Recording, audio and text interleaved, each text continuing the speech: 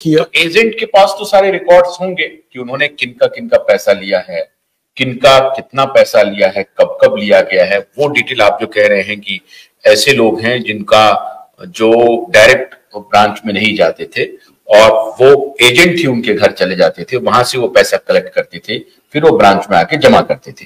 तो ये डिटेल तो एजेंट के पास है ऑलरेडी। अगर एजेंट को इसमें पूरी तरह से इन्वॉल्व किया जाए, पार्टी बनाया जाए और एजेंट को कहा जाए कि आप कोई भी अगर इसमें फॉल्स आईडी पेश करेंगे तो आप इसके लिए लायबल होंगे। अगर कोई खड़ा हो जाता है कोई आदमी कि भाई मेरी जगह पर इन्होंने किसी दूसरे का नाम दे दिया है, तो ये तो बहुत ही आसान तरीके से हो सकता है कि ब्रांच को दे दिया जाए और सरकार के अधिकारी हर ब्रांच में बैठ जाएं, वहां देखें कि कोई वहां गड़बड़ी तो नहीं हो रही है। और हर ब्रांच में, जो कि निवेशकों की जो मांग है मेरे ख्याल से बहुत सही मांग है, कि आप पोर्टल के माध्यम से ना दे करके आप सहारा के जो ब्रांच है उन्हीं से पैसे का भुगतान करवाएं और वहां भेज दें आप, जिस ब्रांच में जितने का डिमांड आ रहा है, या एक लमसम अमाउंट आप भेज दें और फिर एजेंट को और वहां के जो मैनेजर्स हैं उनको इंक्लूड करके ये काम हो सकता है, जो कि सरकार नहीं कर रही।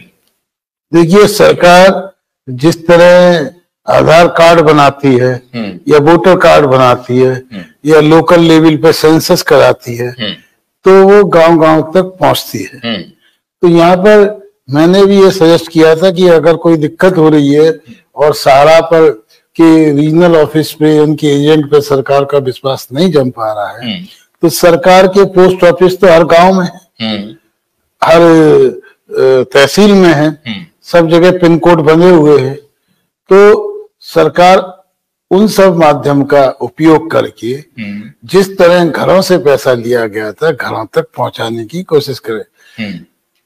क्योंकि आप देखा, जनधन खाते जितने खोले हैं उससे ज्यादा लोग इसमें इन्वॉल्व हैं। और जिस तरह अभी तो प्रक्रिया पर बाद में आएंगे, अभी हम इस पे आ रहे हैं कि पैसा कहाँ है। एक तो 25,000 करोड़ दिख रहा है, दूसरा पैसा दिख रहा है कि अगर कोई प्रॉपर्टी वो सेल करते हैं, या अन्य बैंकों में क्या है पैसे जिनको कि फ्रीज किया गया है। कुछ बैंक अकाउंट्स को सरकार ने फ्रीज कर रखा है, उनकी भी कुछ लोग कहते हैं कि वहां भी 10 से 15,000 करोड़ रुपए अलग अलग अकाउंट में पड़े हुए हैं। अगर उनको फिर मिला लें, या 25,000 करोड़ जो है उनका कोई रेट ऑफ इंटरेस्ट होगा किसी बैंक में होगा, वो इंटरेस्ट बढ़ के भी आगे बढ़ा होगा। 25 से मान लीजिए 35,000 करोड़ हुआ हो, 30,000 करोड़ रुपया, 1,000 रुपया करोड़ हुआ हो।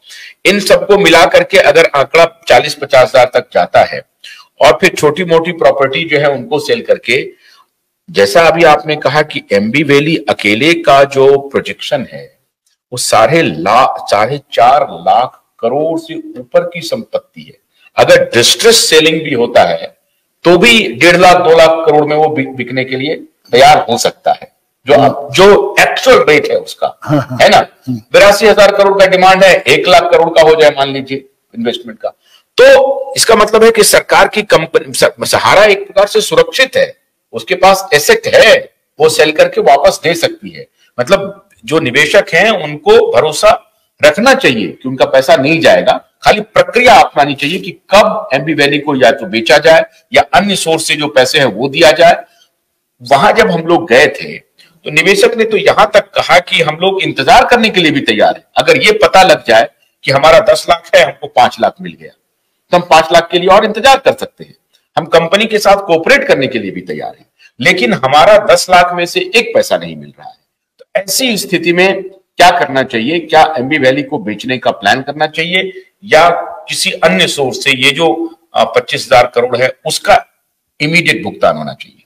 देखिए, जो रामलीला मैदान पे गए और जो हम लोगों ने टीवी पे लगातार चला रहे हैं, तो उसके जवाब में कमेंट्स आ रहे हैं, तो इसका मतलब हम डायरेक्ट इन्वेस्टर से टच में हैं, हम डायरेक्ट उनके एजेंट से भी टच में हैं, बिल्कुल, और आप कुछ मैनेजमेंट के लोगों से भी टच में हैं, बिल्कुल। और हम क्योंकि सीए और सीएस वगैरह होने के नाते और हम वकीलों के भी टच में हैं, चार्टर्ड अकाउंटेंट के भी टच में हैं, और सरकार के भी टच में हैं। उन सबसे ये लगता है कि हर कोई इस मामले को सुलझाने में इंटरेस्ट रखता है, लेकिन जब 4,000 लोग आत्महत्या कर चुके हैं। बहुत लोगों को बहुत सारी जरूरतें हैं, बेटियों की शादी करनी होती है, 10 से लेके 20 साल गुजर गए हैं। आदमी 10-12 साल यही करता है कि बच्चों की शादी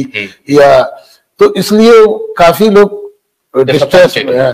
तो उनमें से बहुत लोगों का खुद ही सुझाव था कि कुछ 10% लोग ऐसे हैं जो डिस्ट्रेस हैं, जो आत्महत्या कर सकते हैं, जो बहुत परेशानी में है पाई के उनको, और वो लोग को छोड़ के बाकी 90% का अगर सरकार उनको विश्वास क्रिएट करा दे, एमबी वैली को, चाहे इसीलिए मैंने कहा एमबी वैली और उनकी जगह जगह जो ऑफिस हैं वो भी सब प्राइवेट प्रॉपर्टी हैं। दिल्ली के अंदर इतना बड़ा सारा कॉम्प्लेक्स, नोएडा के अंदर है, सारा की प्रॉपर्टियां लखनऊ के अंदर हैं, हैदराबाद के अंदर हैं, कोलकाता के अंदर हैं, और भी सब जगह हैं, और एमबी वैली अकेला है। इन सबको यदि डिस्ट्रेस सेल के नाम पर, खुद इन्वेस्टर्स में कंफ्यूजन ये है कि सरकार की नीयत के बारे में भी संदेह है और मैनेजमेंट की नीयत के बारे में भी संदेह है। तो सरकार को सबसे पहला काम उसमें विश्वास क्रिएट करना है। तो विश्वास क्रिएट करने के लिए या तो कोई बहुत रेपुटेड और जिसकी साख हो ऐसे इंडस्ट्रियलिस्ट को ये हैंड ओवर करना चाहिए, या इसका राष्ट्रीयकरण किया जाए सरकार में। और जिन लोगों की अच्छी साख है, जैसे मैंने उस दिन सजेस्ट किया था गडकरी जी को, मैनेजमेंट के बारे में भी और प्रॉपर्टी और रियल एस्टेट के बारे में, और जिस इलाके में ये एमबी वैली है उसी एरिया के अंदर वो काफी एक्टिव हैं, बॉम्बे पूना के रोड के बीच में जो एरिया है, तो ऐसे हो सकता है, ये काम हो सकता है। और उन्होंने जो ब्रिज बनाया उससे एमबी वैली की वैल्यू। भोलानाथ का ब्रश कटर एक बैटरी चालित मशीन है जिसका चार्जिंग समय 3.5 घंटे है। यह 6 से 8 घंटे के प्रभावशाली संचालन समय का दावा करता है, जिससे यह एक बार चार्ज करने पर 16,000 वर्ग फुट गेहूं या चावल के खेतों को कुशलतापूर्वक काट सकता है, जबकि इसका पेट्रोल समकक्ष व्यक्ति उसी कार्य के लिए 1,000 रुपए मूल्य का पेट्रोल खर्च करता है।